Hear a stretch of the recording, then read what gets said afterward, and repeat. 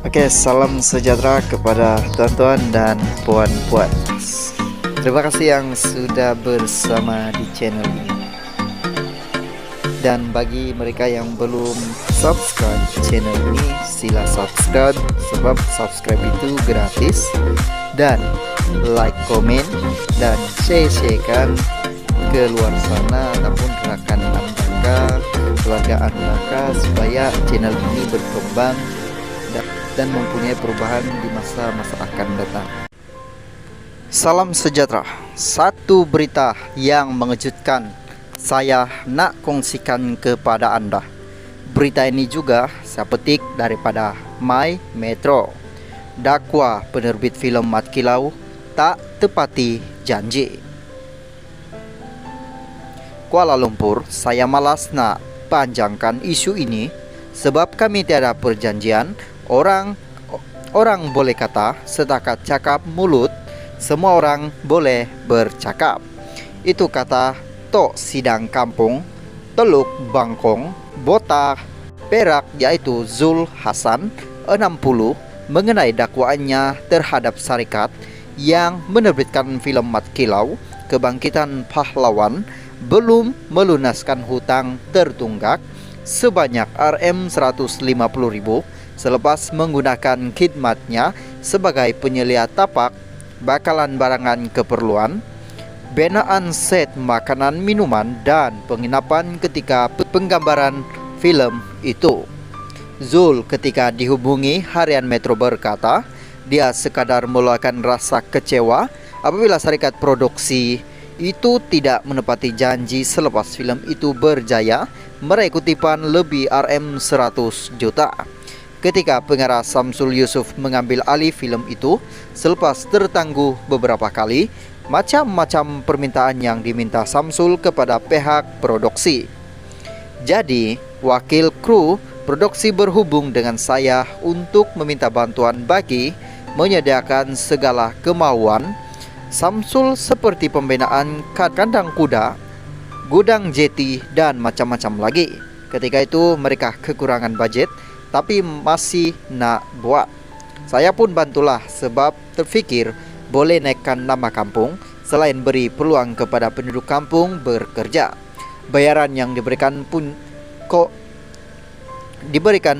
hanya kos upah sahaja. Tapi apabila dah untung jutaan ringgit, mereka lupa siapa yang bertungkus lumus selama ini. Saya kecewa sebab sebelum ini mereka ada menjanjikan sebuah kalau film itu berjaya, tapi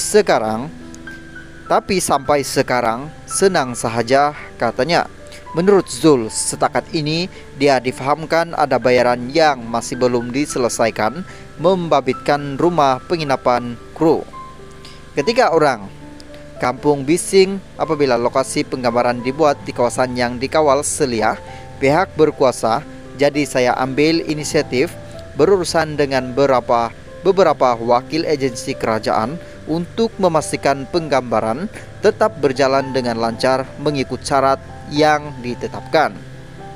Saya bantu pun sebab fikir ini adalah filem sejarah dan beberapa kali tidak berjaya dilakukan.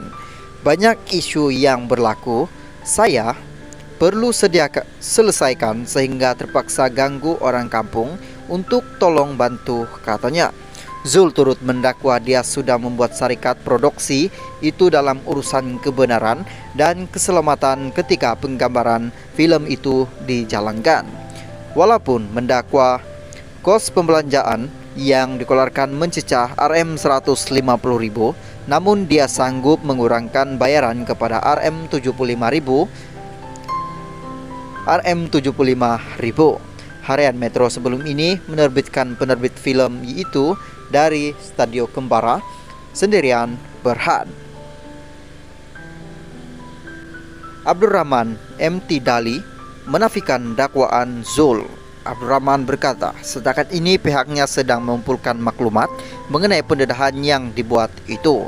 Pihak kami sedang mengumpul maklumat. Prinsip kami adalah bertanggung jawab dalam setiap rekod. Semua pembekal sudah dibayar, katanya.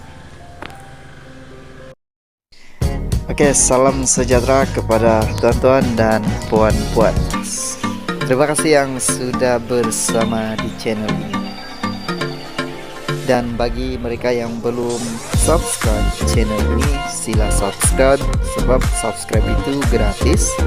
Dan like, komen, dan share-kan ke luar sana ataupun rekan anda, keluarga anda, supaya channel ini berkembang dan mempunyai perubahan di masa-masa akan datang. Oke, salam sejahtera. Satu berita saya mau kongsikan kepada anda. Berita ini mungkin mengejutkan anda hari ini. Berita ini juga saya petik daripada Roti Kaya. Peguam ulas video tabur garam, Ali Putih boleh kena saman lagi. Nampaknya kemelut antara pelawak Ali Putih dan kakak iparnya Siti Nur Hidayah masih tiada kesudahan lagi apabila hangat diperkatakan kembali semalam. Perkara itu turut mendapat perhatian Peguam Nur Zabit H. Muhammad Nur yang mengulas isu tersebut dari aspek undang-undang. Kalau benda betul, kenapa perlu delete video balik Hidayah? Menurut Peguam, tindakan Ali yang memuat naik video mengenai penemuan barangan pelik di luar rumah arwah abangnya yang didakwa mempunyai unsur kufrat boleh dijadikan bukti pihak Hidayah memfailkan saman fitnah.